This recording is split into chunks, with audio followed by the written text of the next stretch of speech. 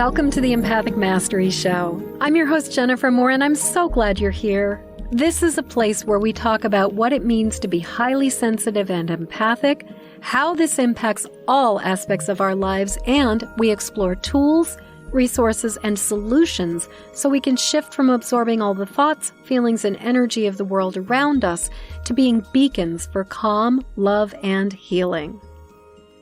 Hey there, everybody. I have a really special treat for you today. I am interviewing the best-selling empath author, energy healer, visionary advisor, Sydney Campos. You guys, this is going to be awesome. So let me tell you a little bit about Sydney. Sydney is a visionary psychic energy healer, embodiment facilitator, and as I mentioned, best-selling author of the Empath Experience, What to Do When You Feel Everything, which we all know about, and also the recently released I Am Ascending, Now What? She is the founder of the Embodied Ascension Academy, co-founder and chief strategy officer of Ascend, and host of the Visionary Souls podcast. Sydney is devoted to creating heaven on earth in all moments. Since 2012, she has guided thousands of visionaries globally in embodying their true selves and powerfully living their purpose. Whether advising conscious companies, mentoring visionary leaders, training shamanic facilitators, or architecting the world's next social community, Sydney illuminates bridges into new dimensions. Sydney is a sought-after expert in the fields of embodiment, sexuality, intuition, and leadership. Sydney has been featured in Forbes, Mind Body Green, Refinery 29, Bustle, Pure Wow, and the New York Magazine. Oh my goodness, Sydney. I am just delighted and thrilled to have you here. Welcome. Thank you. Yeah, it's an honor. Thank you so much. Really, my pleasure. So, how about we start at the very beginning and just talk a little bit about what it was like for you as a young person, or at what point, like when did you realize that you were an empath? I didn't realize until someone told me the word, when I was like maybe 24, 25. I, at that point, was living in New York City. I was a year sober, and I just, starting to feel everything finally after numbing out for the 10 years prior with drugs and alcohol. And so, I was sober, but I still felt kind of crazy and emotionally really unstable and just wasn't sure how I could operate, especially in a place like New York. I just felt so much anxiety and I didn't know what was wrong. I thought something was wrong with me. My life looked good finally it looked good. I had a good job. I had a good community. Should have been happy. And I just didn't understand why I still felt so much anxiety. And I had two different separate friends, like not related, direct me to the same energy healer. So I was like, okay, let me go check out this woman. And she gave me my first Reiki session and it changed my life. And I just felt clearer than I'd ever felt. I didn't know that I could feel that way. I just felt clear. And she was the one that told me, you're an empath. You're sponging up all the energy around you. You have been for your whole life. And, let's work together. I can help you. And I started working with her and it just changed my life. And having the word at that time to define what I was experiencing was very helpful because I really thought something was wrong with me prior to understanding, the context of I'm sponging up all this other stuff. It's not even mine. It made so much sense. So much sense. Well, and one of the jokes I heard a long time ago about recovery is, they talk about when you get clean and sober, you feel better. What they don't tell you is what they really mean is you feel better, as in you have more capacity to feel than you did before. And because, it's like if you've been numbing for the last 10 years, of course, everything is going to come up. I'm actually really curious. You mentioned, so you started I'm imagining self-soothing with drugs and alcohol at probably the age of 14. But what was it like before that? Like, obviously, there was a reason that you started using. I'd love to hear a little bit more about that earlier point. Yeah, sure. sometimes it's hard to really recall because I feel like the more embodied I get, the more I come in, it's like memory prior. It's like, it just feels a little bit hazy. So it's interesting. I was really disassociated for most of my life, which was also another coping mechanism to survive a really chaotic, traumatic environment. And, a lot of us alive on the planet now, we came in to do some big cleanup, I would call it, this big cleanup of our ancestral lines, of our lineage. It actually just came up in a session I was just facilitating for someone, and it's come up a lot. Like, we are literally here now to start a new lineage, like a new biology, new DNA, new energy system.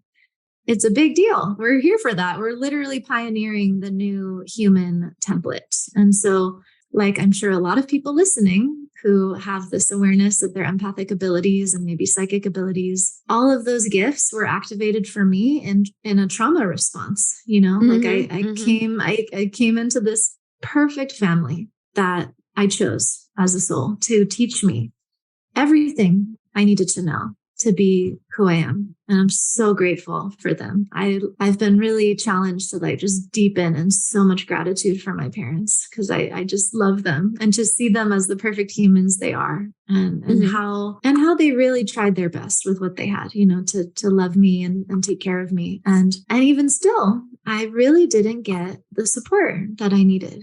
Right. There was a feeling of no one was there. Nobody was paying attention. I didn't feel safe. I didn't know if I really existed. I didn't have attunement in a present embodied being to develop, health in a healthy way, to develop a healthy nervous system. And so I learned all of these psychic abilities and empathic abilities to track my environment around me so that I could see how people are feeling around me, see what's going on around me in all the multidimensional ways, to make sure I was going to be safe, to make sure I was going to be okay.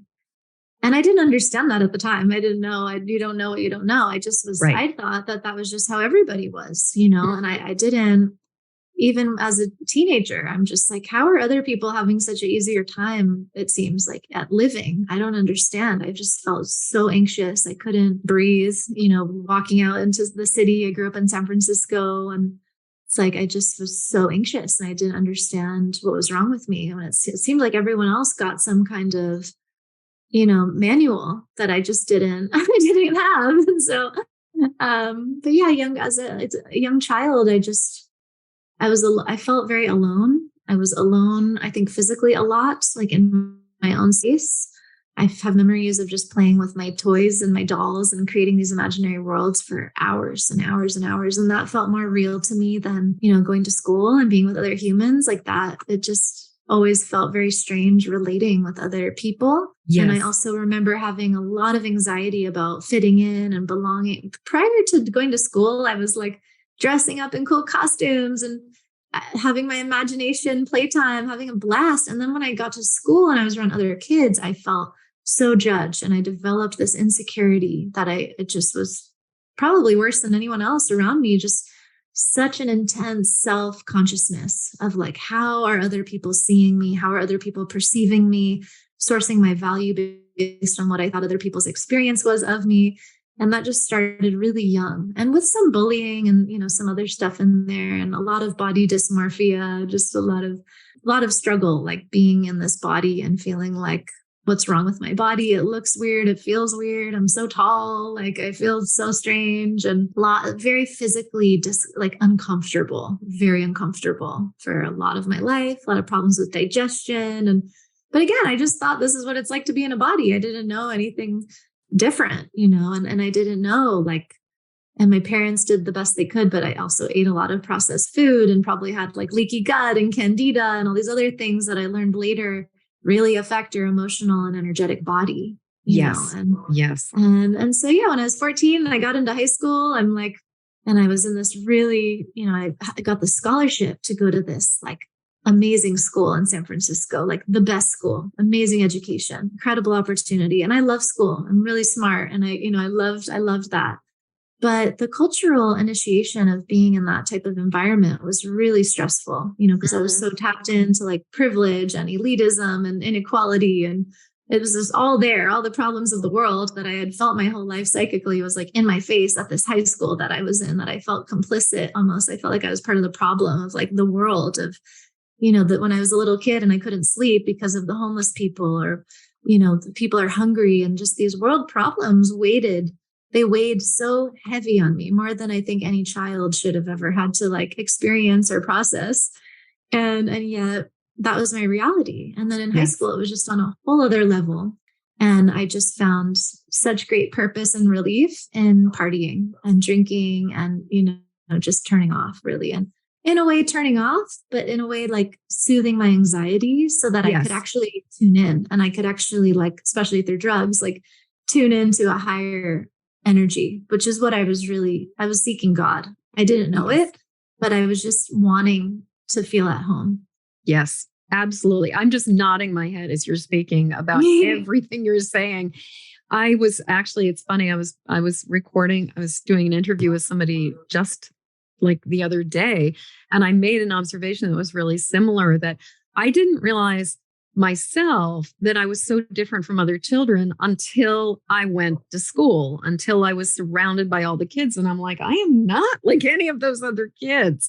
So I find it interesting that you had a very similar experience where it was like you were just being you, doing your thing until you get to school. And then all of a sudden you're like, this is awkward. This is really uncomfortable. This is really weird. Yeah. So I feel you so strongly about everything that you are saying. And I also really love how you were talking about sort of the multifaceted aspect of addiction. That on one level, it's about self-soothing, about numbing, about avoiding, about kind of getting out of the discomfort. But on another level, it's about achieving that altered state, connecting with something greater than ourselves. I know personally that I learned a lot when I was younger from, like my psychic abilities. And I think especially like my telepathic abilities really grew from smoking weed. Then it stopped working, but it was a very valuable teacher for a period of time. So I can really relate to both sides of that myself. Yeah.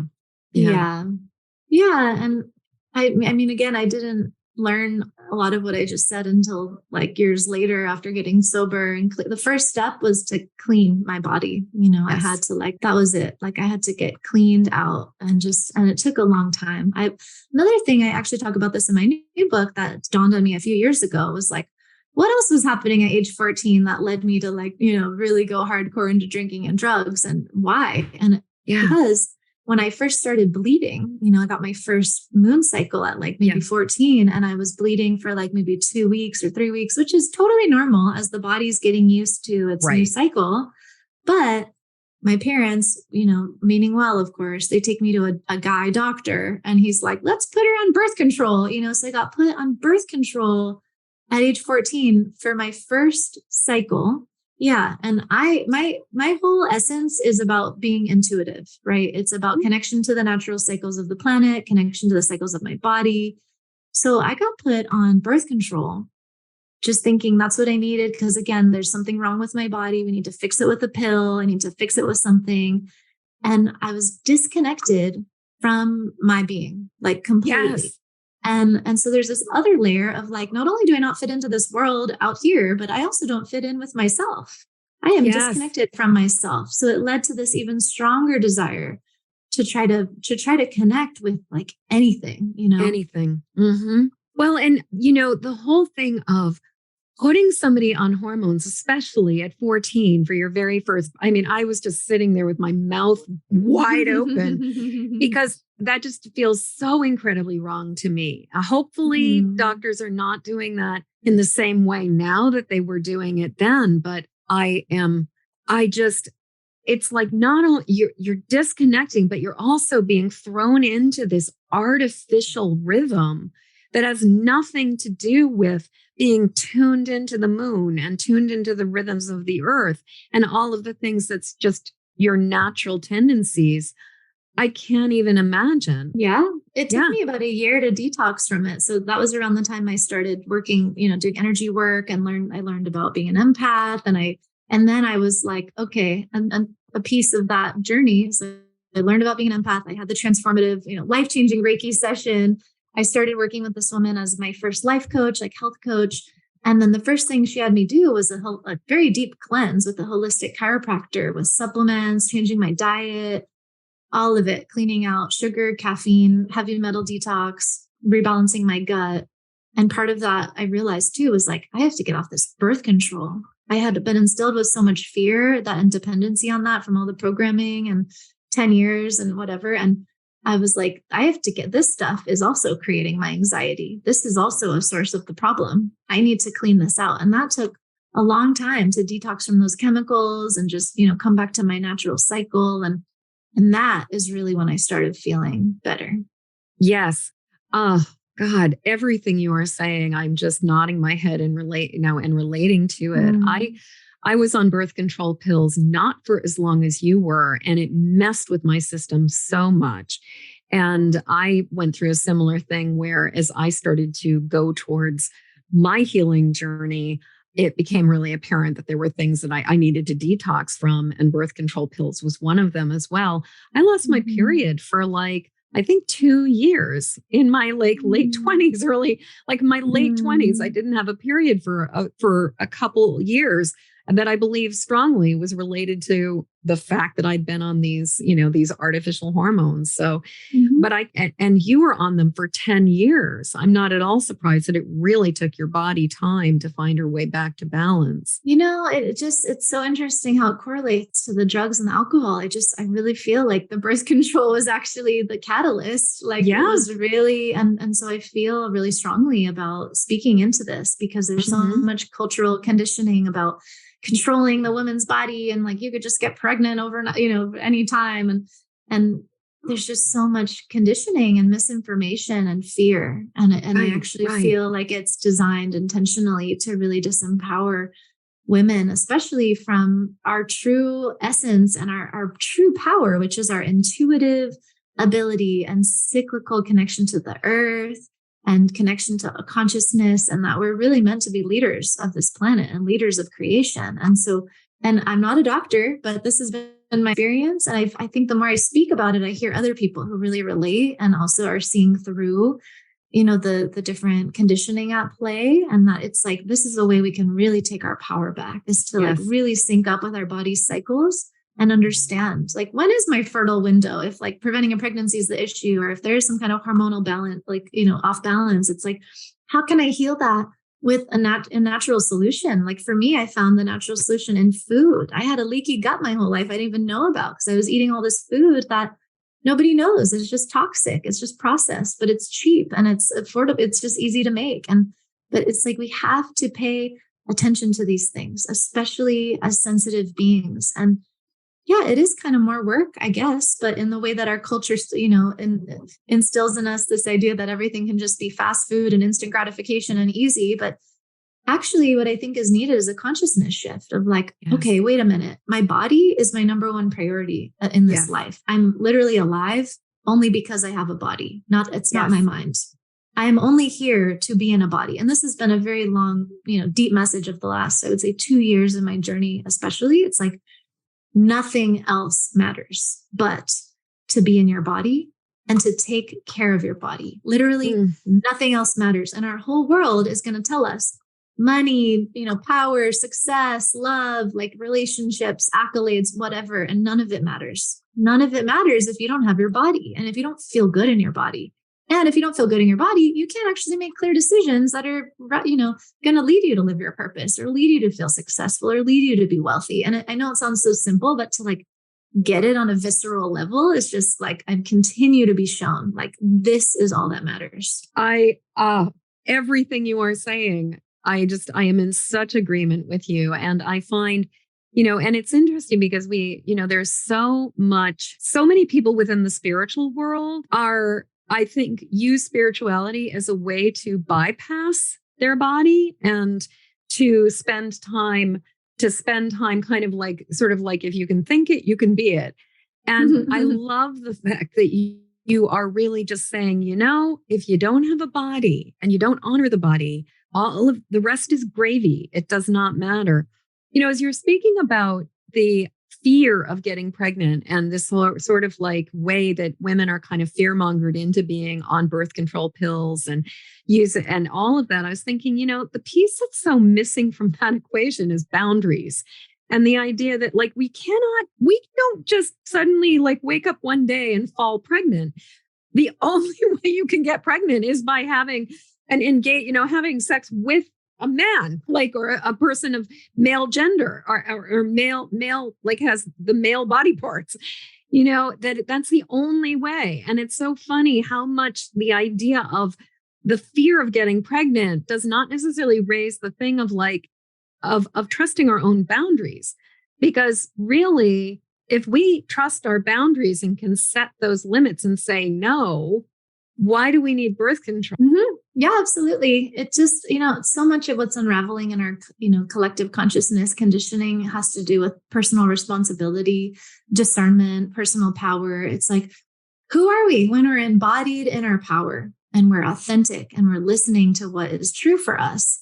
And we don't let other people tell us what to do. And we have consenting, conscious, responsible relationships. And we are in tune with our body cycles and we know what's happening. And we're in an intimate partnership where we can communicate also very clearly, like, hey, we're not doing any penetration now because here's my fertile window. It's only this specific window. It's not all the time, but we're not taught this, and this is what we're meant to bring in. This is what, myself, you, everyone listening. It's like, if you're resonating with this frequency, it's because we're meant to bring it into this earth, into our collective consciousness more. And we're meant to be examples of this. And it's going to trigger people. It's going to trigger people when you're in your power, when you are setting boundaries, when you are authentic. It's going to trigger people that are not, they're disempowered. But this is also part of the process. And I would say also for those identifying as empaths, it's like, we're here to trigger people, actually. When you're an empowered, I don't even really use the word empath anymore. I kind of like evolved a little bit out of that, the labeling, and it helped me for a time, but I just understand our abilities are so much more multidimensional than what a word can even describe. And that my ability to feel clairsentiently what other people are feeling is like connected to so many other gifts. It's just far beyond. But to be empowered in your empathic ability, in your clairvoyant ability, and whatever intuitive abilities, in your sensitivity. It just means to be empowered in your authentic essence, to be who you are, to know how you are, to know what you need to feel good, to know what you need to be supported, to take responsibility for that. And then you're in your power, and that your example is going to trigger people who are not in their power, but it's a part of the gift actually that you're meant to give people, is to wake them up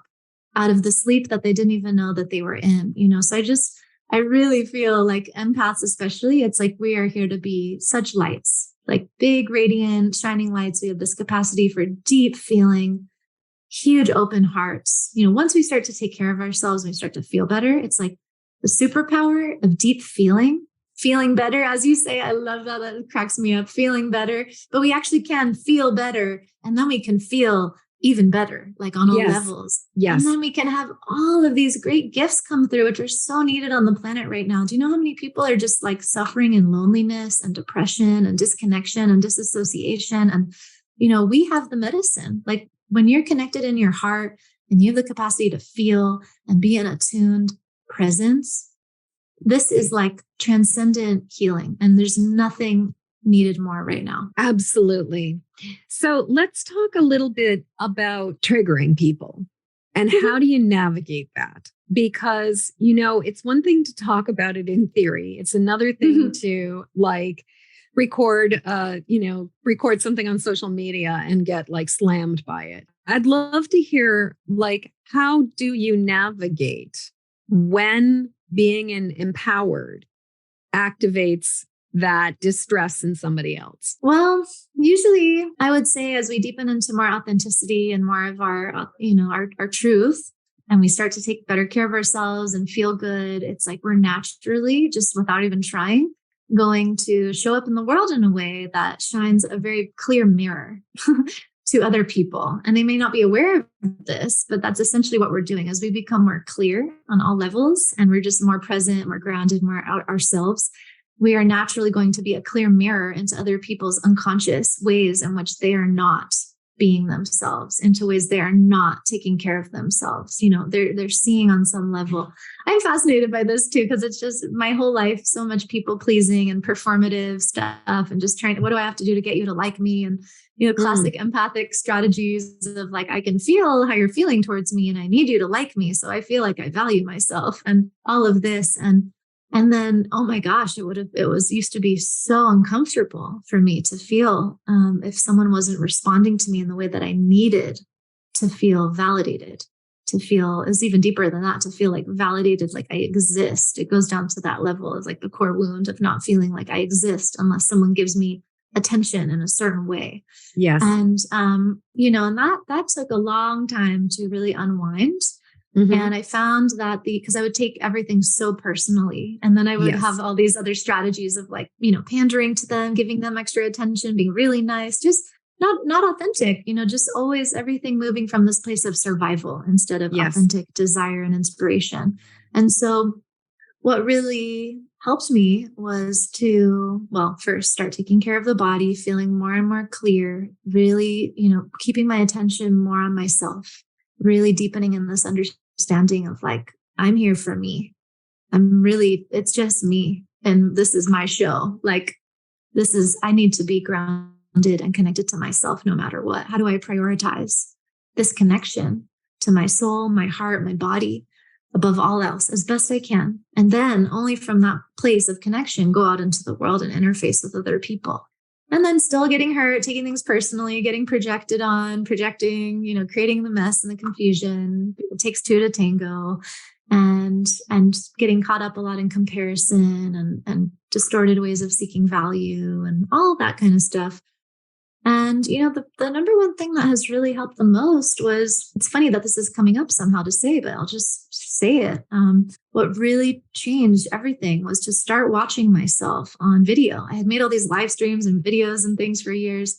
And a teacher of mine suggested I like do this practice of actually watching my own videos, which was so hard to do because I didn't realize how much self-criticism, self-hatred, shame, watching myself on the video would bring up all of this unconscious energy that I didn't know I was always harboring. That was actually the catalyst for seeking all the validation outside because I wasn't able to get it from inside in a way that felt real. So somehow, just for me and my makeup, I don't know if this works for everyone. It does work for a lot of people I suggested to, though. Watching yourself on a video and just being with those energies of the shame, the hate, the criticism, whatever it is, anxiety, annoyance, and just accepting, like, you know, feeling it like, okay, yeah. And then letting this inner protector, this inner parent energy strengthen more within. That's like, wait a minute, like, wow, that's a lot. That's a shame or anger. Like, wow, that's so intense. Like, let's bring some compassion here. Like, I can really see that you were trying your best here and this is beautiful. You're just trying to help, like soothing in a real way from the internal resource. And I did that for a long time. It was a bit of a spiritual practice, like devotional practice to do that because I just had a lot coming up. And that changed the way that I orient to that sense of the inner resource so that I wasn't seeking the attention or the validation outside so much. And then I wasn't really available for like even being caught up if people are getting triggered in my presence, which is, again, guaranteed. If you're going to be an embodied, authentic, powerful being on this planet at this time, you're going to trigger the shit out of people. It's just the way the game is rigged. And it's to help wake them up out of their own stupor and their own confusion and their own games that they don't even know they're complicit in, you know, and it's how we're all actually helping each other. When we're more embodied as ourselves in our power, we are helping everyone else learn to attune to that, whether they want it or not. It's where we're all headed eventually. So it's inevitable. And so it's our responsibility to build that inner resource to like move through the world in a way where I'm not an expert in this. I still have stuff that comes up that's really challenging where I'm like, oh my God, I care about how this is seen, or my new book just came out, like it's vulnerable. Like, what do people think? It'll still come up, but my inner resource, the inner parent, the inner protector gets to be stronger and stronger. And that's what I listen to more, or I have advisors and friends that I can check in with and be like, this is coming up right now. I need a reminder of like the inner resource and what's true, and that self-soothing, that I can really believe in self-source, so that whatever anyone else is going through, it's none of my business. If they're triggered by me, cool. Congratulations. Yeah. Well, and I'm wondering, as you have really learned how to find that validation within yourself instead of going outside of yourself, and instead of, as you were saying, pandering, which I love that you use pandering. Are you noticing that the way people are triggered is different? Like, are you noticing that maybe you're not manifesting the same level of trolls or nasty comments, or like, is there a difference? Is there a difference as you claim yourself? Have you noticed a difference in how, like, sort of the energy of that triggering? Yeah, totally. Yeah. And you're kind of alluding into this like cool subconscious dimension that I love to try to give words to, because it's like the unseen, right? It's like 90% of our communication is telepathic or body language. It's nonverbal. It's like all this other energetic stuff we're all tracking. And it's all like what's really going on. What's really going on. Yeah, totally. Yeah. I mean, earlier on, I probably used to attract a lot more of, plus like whatever we're triggering is like something in us too, that we're like summoning forth to be brought into more conscious awareness to heal. So it's not just like, oh, the other people are triggered. It's like, okay, something in me too is like maybe coming up to be more empowered, or it's an energetic circuit. It's like, okay, what is my side of the street in this game, in this mirror? It's one and the same, right? It's like, yes, I have some open-ended thing that's like there and available to like catch someone who's just like a tripwire or a trigger, but they're just activating some part of me that like I'm available for having that energy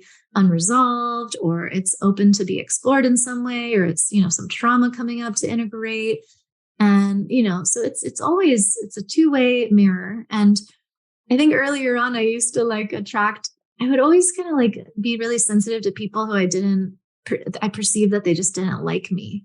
And that really bothered me. I had this like idea that I just needed everybody to like me, to love me, like everybody. And then we'd be okay. And that makes sense from the childhood standpoint of like, I need mom and dad's attention. Right. But I would like project that onto everybody unknowingly. And no wonder I felt so uncomfortable, because it actually, you really unravel that. It's like, do I want everybody to like me? Do I want all that attention? Like, no way. That doesn't feel good at all. Like, so, and now it's more like, well, honestly, the triggers that I might attract, like I'm aware of them to an extent of like, it's like the stuff I'm working on in myself, in my own spiritual journey. It's like, probably the theme of, not enough is still a thing. That's a very deep one. I work on at deeper levels. It's like when I don't feel like I'm enough, I will get triggered personally by people that embody a lot of value. Like they just are owning their value. They're owning their power. They're just showing up in a really powerful, present, attuned way. And I'm like, if I'm not in my essence, that triggered wound can be like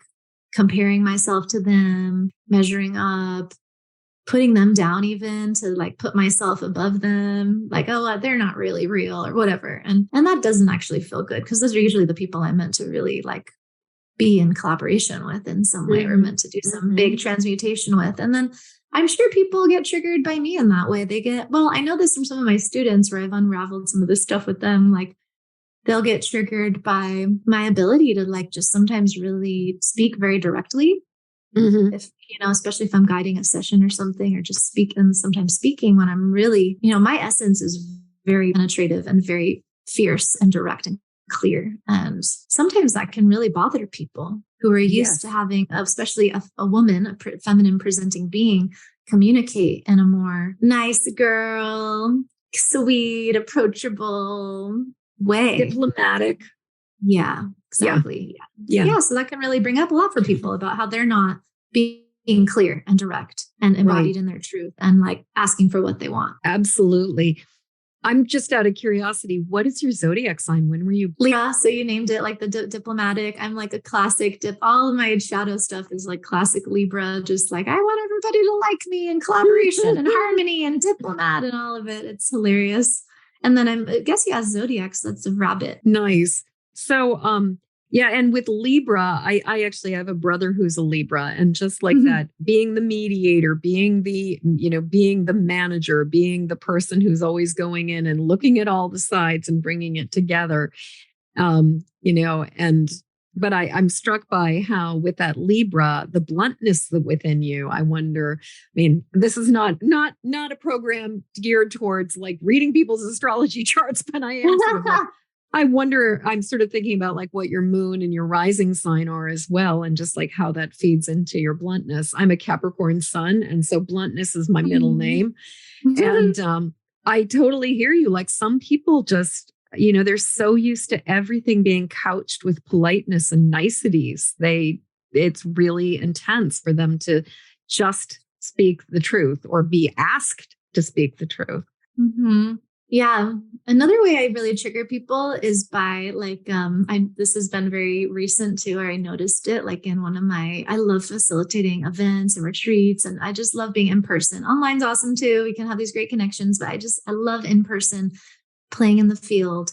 And which you've got a really special in-person event coming up really soon. That's coming up in Bali in November. But what I was going to say is like, I can trigger people in this environment in person where there's it's like my inner trickster comes out, and it's actually one of my greatest gifts, and I can tell that it will trigger people who are used to needing to have a lot of direction or a sense of like control, or like, we're conditioned in a way in certain event experiences, for example, to have like the agenda or the you need to know like the container of exactly what's going to happen. And I've been playing with like really just letting all of that go and just being a model of like listening to spirit, being present. Yes, we have an intention. We have a very clear grounded container energetically, but in terms of what can happen, it's anything, and everyone's invited to contribute. And that can really freak people out who are very connected or attached to control or needing to know how things are going to go. And that goes really deep. That brings up a lot of other patterning and survival body stuff. But I just love to play that way. And actually, it's so effective for unwinding so many of our core wound traumas and operating systems when we're invited to be in this more playful, present, childlike state. I actually feel like it's what we all really want, and that it's rare to be given the invitation by someone, that can really hold that space, and just like, and so much shame gets transmuted. It's like, wow, people just get to drop the masks and they just get to be like, enjoy. So that's just one of my favorite ways to work with all of this stuff. And just like in a 2-hour long, these are my book events I've been doing lately. It's like a 2-hour event, and it's like so much can move and clear. And at the end, everyone just can't even stop hanging out and connecting because their hearts are so open and they feel so themselves. And there's just been this like opening of the field for such depth and love, and I just love that. Oh, I'm just soaking all of this in. I'm thinking about, as you were speaking about, it seems to me that I just came back from a writing retreat, and that was really interesting in the sense that the facilitator creates a really tight, really, really solid, safe container that feels like on first glance, very structureless. But the paradox is, in order to create a space where spirit, you respond to the cues of spirit and you don't have an agenda, there definitely needs to be a lot of mastery in holding the space for a container. And so it's kind of, I think that there are people who tend to conflate the idea of control and agenda with mastery. And the irony is that like that need to have an agenda, to have like, okay, we're going to hit all these bullet points, I think is actually the training wheels that we need to use before we're in a place where we can set up the container and trust that it is good and solid, and then see where does the energy direct us. And I can so relate to that, because there are certain, I teach, one thing that I teach is EFT, where I have to follow a very specific curriculum because I'm doing it based on a system. And it's so different than when we just create the container, we create the space, and it's like, what's ready to pop today? Like, let's work with the popcorn kernel that's like blowing up and not try to be like, that popcorn kernel is the thing we should work with. So I love how you are talking about this, but also how triggering it can be for people who are so used to living with like, it's almost like you have to have an agenda in order to feel safe. Or like you have to be told what to do to know how to show up in the world. That's really what it is. And I'm like, let's break that down. Yeah. Yeah. So I would love to, this conversation is whipping by. And before we get to the point where I say, oh my God, I can't believe how much time has gone by in this conversation, I really do want to talk about ascension. And I want to talk about like your experience with ascension. I guess maybe even starting with like, how would somebody know that they're going through an ascension? What is that? What are the signs of ascension? Just tuning into what feels most true to share with this particular audience and what would be most helpful. It's kind of different in every day and context. Ascension is the embodied journey of your essence coming into form. So it's like allowing your soul to come into the body and to fully inhabit your form, to really be all the way here, to allow your essence, your soul, your divinity to land and to be at home here in this body, in this realm. And how do you know if that's happening? It's happening. It's inevitably occurring now because you're alive on earth right now and you're listening to these words. It's happening. And you may feel so much more than you've ever felt. And you may feel all kinds of new sensations happening in the body as your access to your full capacity of a multidimensional body comes online. You may feel more capacity of your emotional body, physical sensations, psychic abilities, intuitive abilities, all kinds of things that we don't even have words for in our very limited language. And you may feel, I would say also at this time, like a much greater capacity for, all along the whole emotional, like the spectrum, but also like a lot of love. People are having these heart awakening moments of like bliss and just samadhi and just like oneness and just the capacity to remember who we are as spiritual beings. And then also we have the capacity to feel into the depths of like dark unconscious stuff that we've been maybe repressing for lifetimes or that we're cleaning out from our lineage, from our cellular memory, wiping off of our DNA.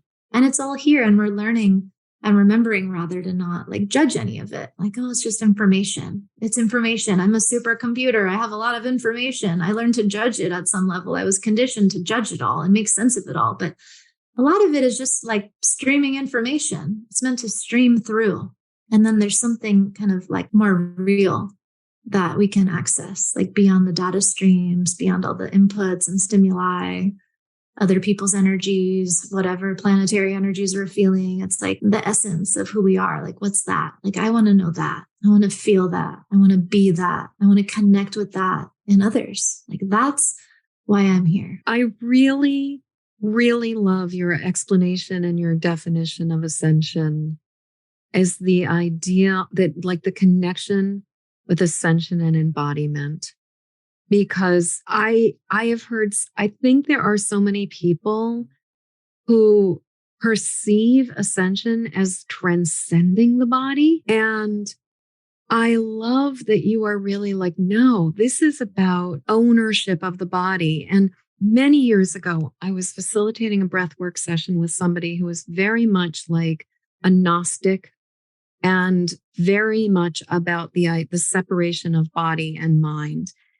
And I had this experience where I could really see that the embracing of the body is the key to all of it, the understanding of what our bodies truly are, as opposed to the illusions that we buy into about it.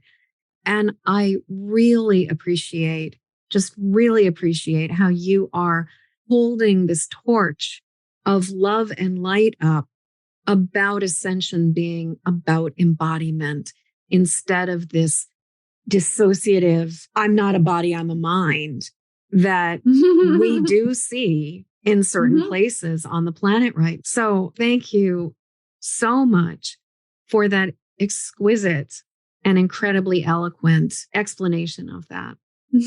Yeah, thank you to all my guides. And they just came in like, that's what it is today. Yeah. Okay.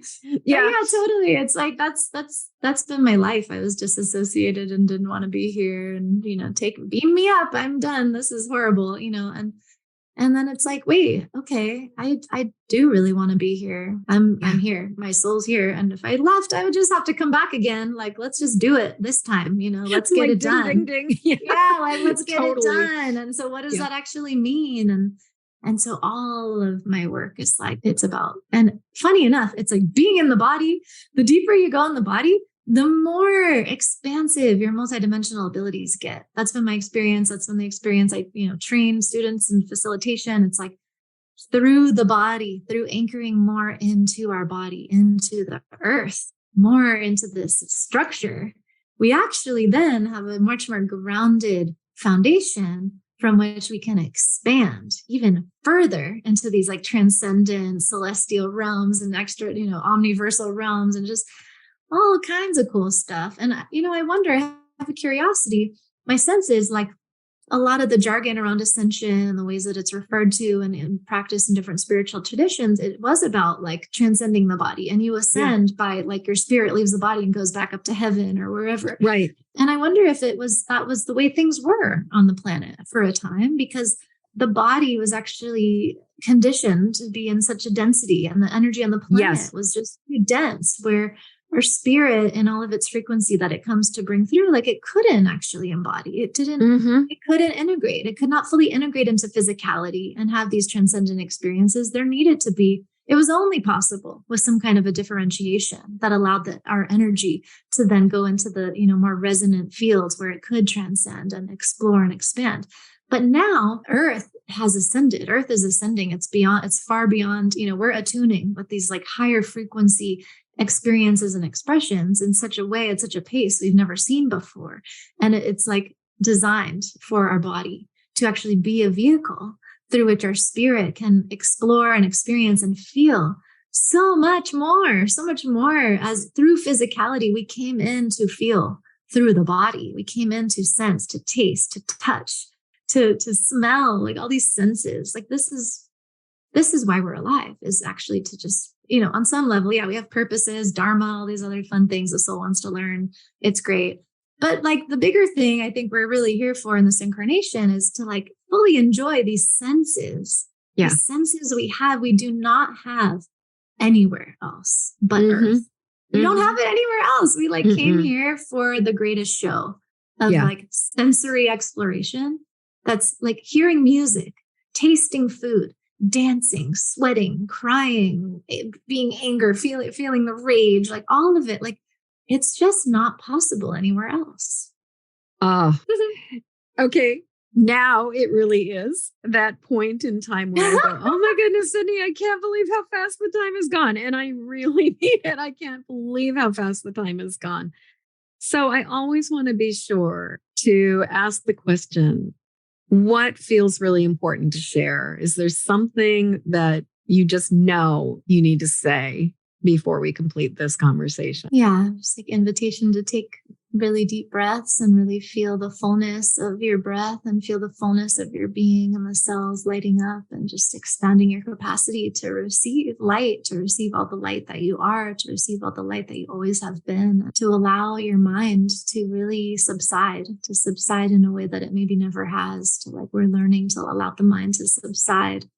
They always say, lose your mind, be safe to know that it's okay to lose your mind. So lose your mind is actually a really healthy pursuit at this time. Like lose your mind. Lose your mind. Yeah. And deepen in the breath and working with light. This is coming through to say to your group specifically. It's like working with light in the way that you uniquely, I'm like clearing my throat as I say that. It's like a lot of people listening to this are getting major throat chakra openings, clearings, heart opening, clearing. And it's because you're being asked to speak and be more of a leader and be more of a channel that you are, and to share like your song, your voice, whatever that is for you, and assist your body in this healing process by working with light in whatever way you intuitively feel guided to do that. And maybe that you call in different colors or rays or energies of light they feel or they sense, or they are colored a different way, and trust that this is actually a specific technology that you can work with in your way to facilitate incredible regeneration and opening and transmutation in your body. And it's real. It's actually, this is like the real medicine. It's like realer pills, you know? Yeah. So Yes. just as a little reminder there. Mm-hmm. Oh, Sydney, this has been such a rich conversation. So one of the things that I always love to do with most of my podcasts is I really believe that podcasts exist outside of that. You know, the interview is going, people are going to be listening to this years after everybody's been off in Bali at the retreat. But I also believe, I also believe that podcasts have a way of folding the fabric of time or the ribbon of time back on itself as well. And then I believe we can send a message back to a part of you that really needs to hear it. So knowing that we are sending messages forward and back in time, who are you going, what part of you, what age are you, who are you going to go back to give a message to? And what does she need to hear? What are you going to tell her? Wow. It's funny. I just felt like myself in 5 years really strongly too. But then I feel the 14-year-old. If you want to, nothing like the throat chakra clearing. Yeah, we just did it. Yeah, I feel my 14-year-old really strongly because we just talked about her. And that's just such a hard time, you know. So I would just say I call her and I just wrap her up in my arms and I love her so much. And I'm like wrapping my big angel wings around her. Just like, Sid, this is a really hard time.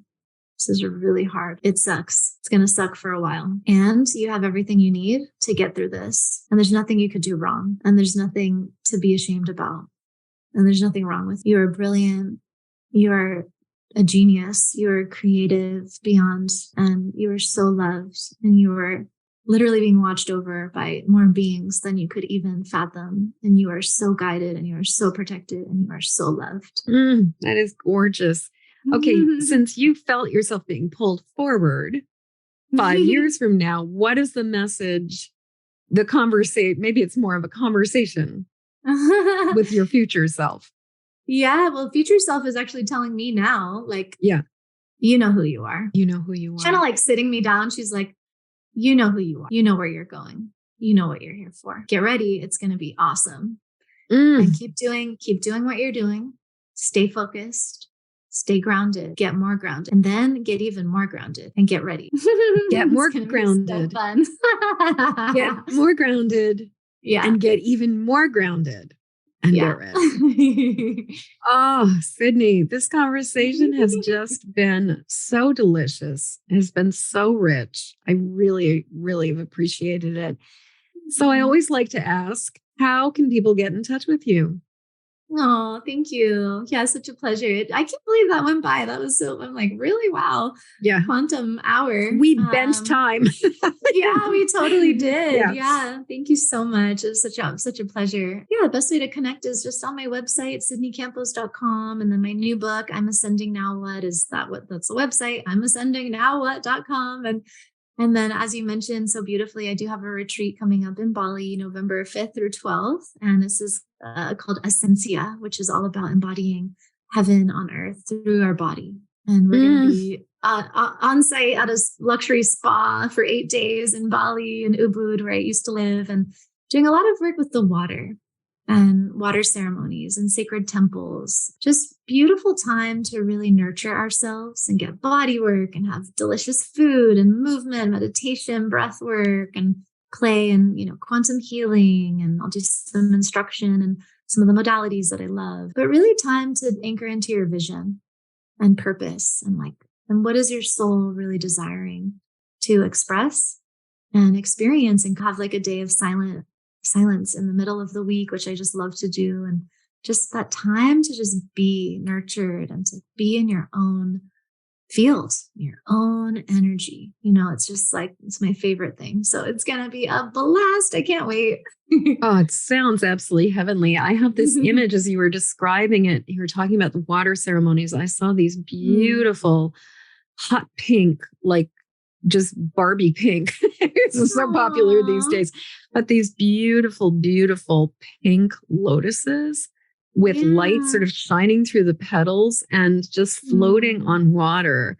And I could see you. I don't know if you have like a really beautiful pink, like gown or robe, but I had this image of you just in these flowing, in this beautiful, soft, flowing robe or dress, however you'd want to define it, gown. And just these beautiful pink lotuses just floating on the water and just this so much light. It sounds just divine. Oh, thank you. Yeah, you're tapping in with the Saraswati temple, which has giant pink lotuses all over it. Yeah, that's it. That's like the frequency. And the pink lotus is the frequency of the heart. Yeah. And really allowing our heart to fully open to not just like love in ourselves and in our lives, but celestial love. It's like I go to Bali it's a spiritual recharging station for many celestial beings. And it's like you go there to deeply recharge and recalibrate and just refill our cup. And this pink energy it's a very specific energy that I work with as well. It's like a rose gold, and then there's a hot pink magenta ray. And it's like all about healing the heart, healing the mother line, healing the womb. So right on. Yes. And I'm imagining that this is there's limited spaces at that retreat, so that if people want to join you, they should probably jump on it sooner than later. Thank you. Yeah, thank you so much. I love to host really intimate groups. I also love big groups, but for Bali, it's like taking people home to a sanctuary. It's like a pilgrimage. So it's really intimate. It's going to be 8 people, which is my awesome. goodness. So we get to be really dropped in, really deep, and it just feels like family, really. It's like a family reunion in a way. And so we have, I think we're about half full actually. So just a few more spots. We could make a little bit more room if there's a few more people that want to come, but it's going to be a really intimate group. Oh, it sounds absolutely heavenly. And just coming back from the retreat I mentioned earlier, the writing retreat that was about the same number of people, there is something so magical about being in that sort of just really, really intimate group where there's just space for everybody. There's time for everybody. Yeah. Sydney, thank you so much for being part of this conversation with me, for sharing your insight, your wisdom, all of the wonderful things. You guys, if you are listening to this and you want to get in touch with Sydney, obviously sydneycampos.com or I'mAscendingNowWhat.com. And also everything will be in the show notes so that you guys can access that, including I'll have some links for Sydney's books and stuff like that too. So you can just come on over to empathicmasteryshow.com to find all of the stuff. If you happen to be out and about and you can't just like immediately go to your phone or your computer and just like look at this. Thank you. Thank you. Thank you. This has just been such a delight. As we come to the end of this episode, I'd love to hear what you're taking from this show. Please jump over to empathicmasteryshow.com to leave your comments. In the show notes, you'll find a link to grab your copy of my Empathic Safety Guide, 3 Basics for Finding Calm in the Eye of the Storm. And while you're there, please subscribe and follow this show. And thank you for your help sharing this show with the people who need it. Please help me to spread the word and send this podcast to friends or family members who need support living as highly sensitive empathic people. Then join me again when the next Empathic Mastery Show airs. Okay, one last time. Hop over to empathicmasteryshow.com for your Empathic Safety Guide. And until next show, shine on. We need you and your gifts here on this planet. So please don't judge your empathic rainbow by colorblind standards.